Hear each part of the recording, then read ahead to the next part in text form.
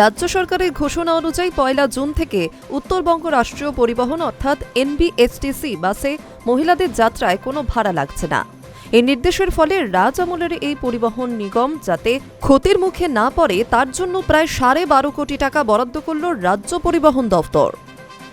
এই অর্থ ইতিমধ্যেই উত্তরবঙ্গ রাষ্ট্রীয় পরিবহন নিগম কর্তৃপক্ষের কাছে এসে পৌঁছেছে। মূলত নিগমের কর্মীদের বেতন সহ বিভিন্ন খরচের জন্য রাজ্য সরকার এই ভর্তুকি দিয়ে থাকে। মহিলা যাত্রীদের বিনা ভাড়ায় যাতায়াতের ফলে নিগম কর্তৃপক্ষের উপরে খরচে অতিরিক্ত চাপ বাড়তে চলেছে, তাই রাজ্যের পক্ষ থেকে আগেই অতিরিক্ত ভর্তুকি দেওয়া হয়েছে। উত্তরবঙ্গ রাষ্ট্রীয় পরিবহন নিগমের ম্যানেজিং ডিরেক্টর তিনি জানিয়েছেন, রাজ্য সরকারের পক্ষ থেকে মহিলাদের বাস যাত্রার ক্ষেত্রে যে ভাড়া মকুব করা হয়েছে সেটা কার্যকর হলে প্রতি মাসে প্রায় 4 কোটি টাকারও বেশি ভর্তুকির প্রয়োজন। সেই বিষয়টি পরিবহন দফতরে জানানো হয়েছিল। সেখান থেকে ইতিমধ্যে প্রায় 3 মাসের অতিরিক্ত ভর্তুকি বাবদ আগাম প্রায় 12.5 কোটি টাকা বরাদ্দ করা হয়েছে।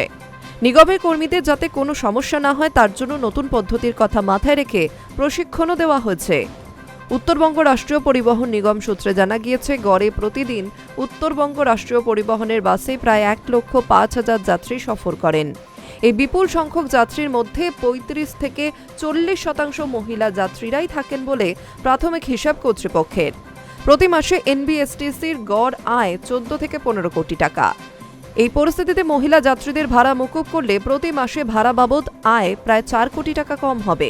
এই বিষয়টি পরিবহন দফতরের নিগম কর্তৃপক্ষ জানিয়েছিলেন। তারপরই আগাম 3 মাসের ভর্তুকি বরাদ্দ করা হয়েছে রাজ্য সরকারের তরফে। এদিকে রাজ্য সরকারের মহিলাদের জন্য বিনামূল্যে বাস পরিষেবার এই সিদ্ধান্তে উচ্ছ্বসিত মহিলা যাত্রীরাও। বিশেষ করে যে সমস্ত যাত্রীদের কর্মক্ষেত্রে নিয়মিত যাতায়াত করতে হয় অনেকটাই লাভবান হবেন বলে আশা করা হচ্ছে।